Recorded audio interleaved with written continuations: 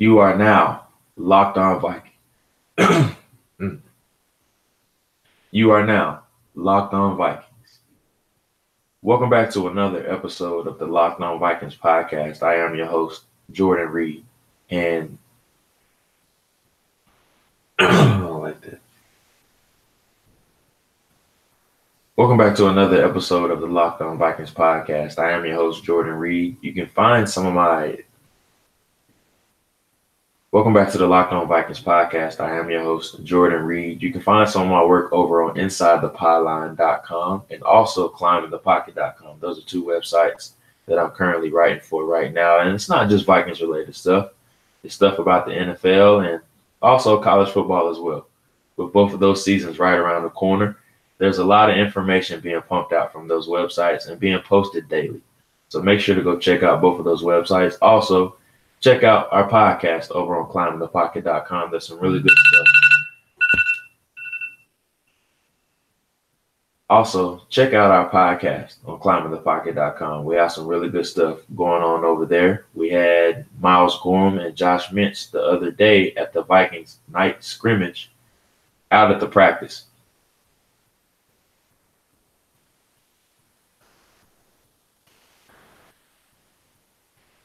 Take two.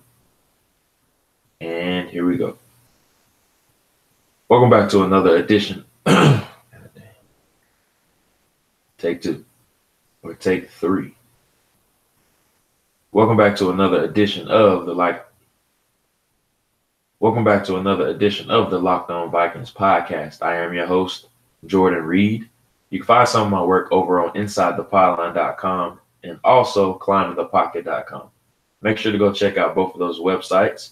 We have some really good information being posted daily on those websites, articles, and podcasts as well, especially ClimbingThePocket.com. Make sure you go check out both of those websites. You can find my articles and a host of other articles as well. Don't like that. All right, here we go.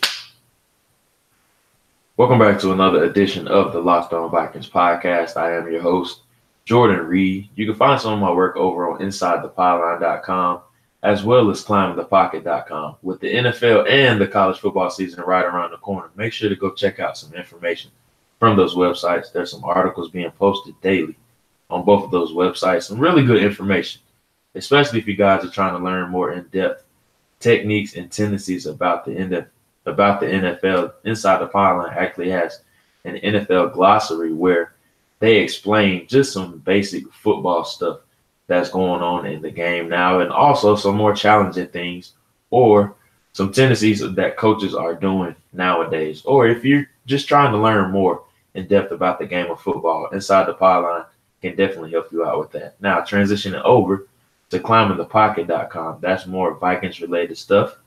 On Saturday during the Vikings night scrimmage, my friends Miles Gorham and Josh Mintz were actually out at the Vikings scrimmage, and they posted some pictures that they took and also some takes that they had from the night scrimmage as well. So make sure to go over to ClimbingThePocket.com and check that out. And also, if you're trying to learn more in depth about the game of football, go check out InsideThePyline.com. For today's show, we have a very exciting list of things that we're going to get to. The first being Randy Moss in his Hall of Fame speech, and we'll end the second half of today's show with just we'll end the second half of today's show with some takes and some observations from the Vikings night scrimmage.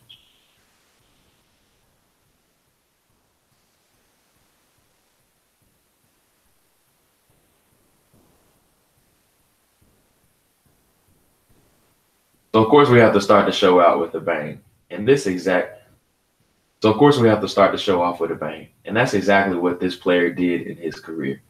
Randy Moss, who was near and dear to every single Vikings fan's heart. So of course we have to start the show out with a bang. And that's a player that's near and dear to every Vikings fan's heart. And that's Randy Moss. Randy Moss gave his Hall of Fame speech on Saturday night. And the Hall of Fame introduction speeches are basically like those players' last hurrah for their careers. It's how they go off. It's their send-off. And the last thing that they're going to do, not necessarily in their career, but it puts a stamp on what their career meant to them. It's their chance to open up and just reflect on their career and thank everyone that helped them along the way in their career. And that's exactly what Randy Moss did. I thought his speech was fantastic.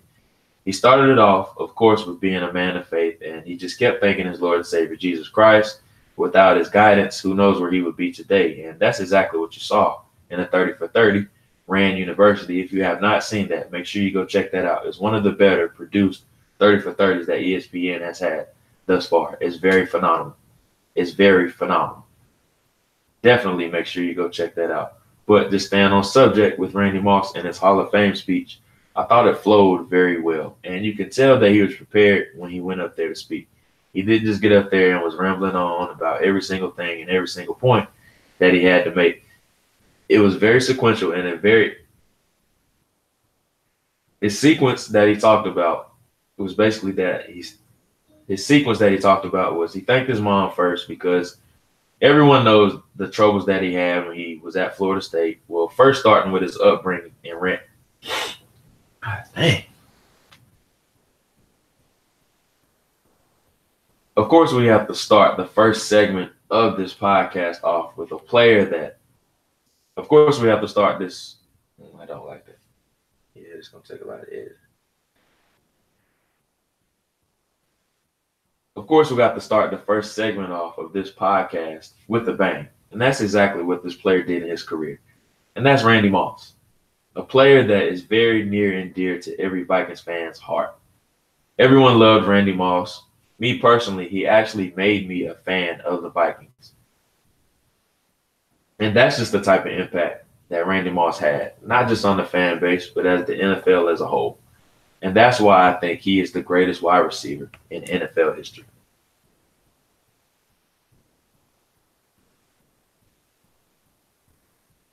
And that's no slight against Jerry Rice. Jerry Rice was a phenomenal receiver, and he has numbers that no receiver probably will ever catch. But Randy Moss ended his career with 982 catches, 15,292 yards, and 156 touchdowns in his career, which is phenomenal numbers. He's near the top of every single category in the record books outside of Jerry Rice.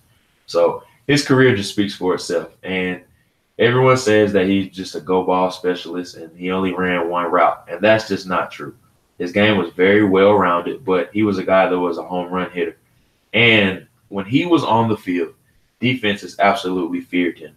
And it wasn't just secondaries. Defensive coordinators feared him. And the guys in front of the secondary feared him too, because when secondary guys were starting to play so far off of him, he would kill them with underneath routes as well. And he was so fast. He had 4.2 speed. At his pro day, his numbers were just through the roof, just to share a few.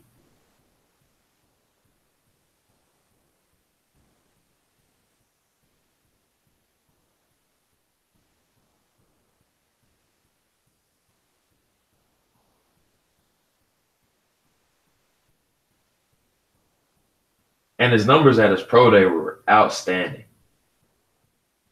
And his numbers at his pro day in Marshall in 1998 were outstanding. He measured at 6'4", 215 pounds. He ran a 4.25 in the 40-yard dash, and he had a 47-inch vertical. So that just shows you the type of athlete that Randy Moss was. And all of that showed up on the field because I like to call it, he essentially looked like I like to call it a cheat code. That's what he looked like. He looked like a guy that was just ahead of his time. And that's exactly what you got with Randy Moss. He could be a home run hitter down the field on those go balls where whoever the quarterback was at the time would just throw the ball up down the field, and he would somehow always come down with it. And he was that excitement that Vikings fans needed at the time, because I firmly believe this. If it was not for Randy Moss, I don't think the team would even still be in Minnesota. Red McCombs was threatening to move the team at the time. Red McCombs, who was the previous owner before the Wilfs came along, he was threatening to move the team. But Randy Moss came along, and he saved the team from moving from Minnesota. So that just shows you the type of impact that Randy Moss had, not only on the organization, but everyone associated with the organization, and including the owner at the time. He essentially saved the entire franchise. And that's just the impact that Randy Moss had.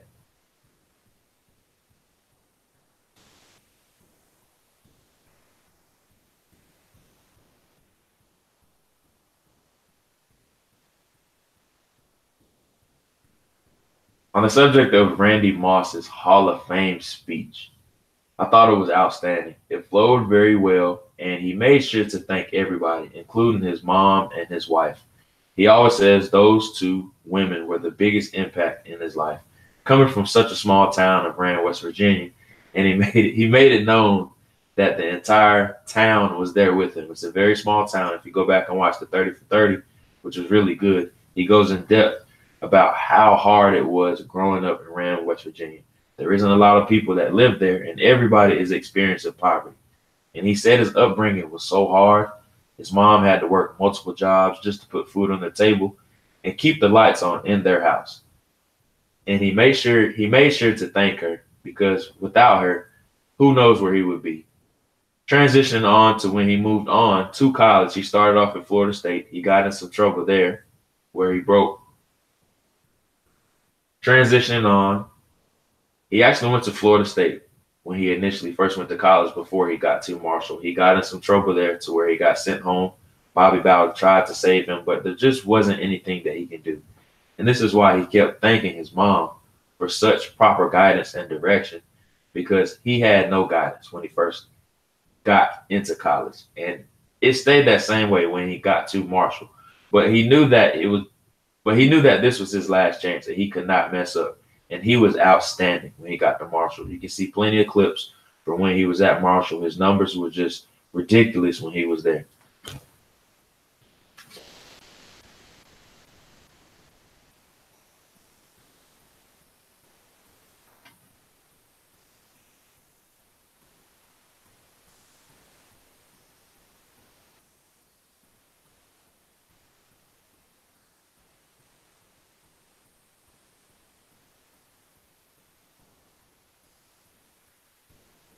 Just to put in perspective what Randy Moss did in his time at Marshall, he had 54 touchdowns in 28 career games, and he scored at least one in every game that he played. And everyone knows that the most impressive one was the one he had against Army, where he went 90 yards. He hurdled the defender and just outran everybody else.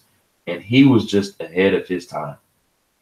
Now, let's talk about when he was drafted in 1998. The Minnesota Vikings selected him with the 21st overall pick in the 1998 NFL draft. But I went back and I listened to Randy Moss last week on Adam Schefter's podcast, and he broke it down exactly what happened during his entire draft process. And he always thanks Dennis Green for this day, because he always wanted to be a Dallas Cowboy. He grew up a Dallas Cowboys fan, and that's the team he always wanted to play for. Jerry Jones told him that he was going to draft him if he was still there. The Cowboys had the 8th overall pick, and they ended up drafting Greg Ellis. So essentially, the Cowboys lied to him, and they just didn't want to deal with the headache that he was at the time, considering that the legal trouble he got in at Florida State, and that same reputation followed him in his time at Marshall. Even though he did stay clean when he was at Marshall, he didn't have any off the field issues or anything like that. But that same reputation. Oh, he's gone.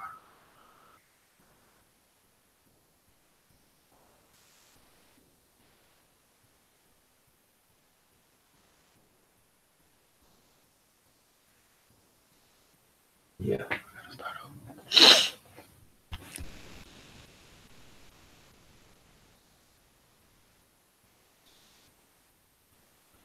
So let's talk about Randy Moss's draft process.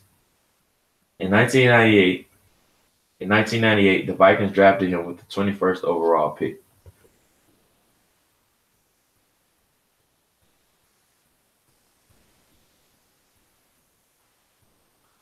So let's talk about Randy Moss's draft process. In 1998, the Vikings drafted him with the 21st overall selection, and he always thanks Dennis Green. He made sure to thank him in his speech as well on Saturday night, because Dennis Green showed him exactly how to be a professional football player. And what he meant by that was he took a chance on him first and foremost. A lot of teams were not willing to take Randy Moss during the 1998 draft because of his rap sheet, meaning that he had a bunch of off the field issues at Florida State and Notre Dame as well, which is what he went in depth about on the 30 for 30. He went to Notre Dame for a short time as well and got into some legal trouble there as well before he ended up at Marshall, where he just lit the record books on fire. And just to put into context what he did when he was at Marshall, he had 54 touchdowns in 28 career games, and he scored in at least every game. He scored at least one touchdown in every game that he played. And the most notable clip that everyone has seen was against Army in 1998, where he just hurdles a defender and goes 90 yards down the field for a touchdown and outruns everybody by at least 20 yards. So Randy Moss was definitely ahead of his time. But in the 1998 NFL draft, the team that he really wanted to go to was the Dallas Cowboys. They told him that if he was there at the number 8 overall pick, they were going to select him because they felt like he was a guy that was the most talented player in the draft. And it's the team that he always wanted to play for. It's the team he grew up rooting for. He always wanted to wear the star on his helmet. And he grew up rooting for a guy like Jerry Jones, who was the owner of the Dallas Cowboys.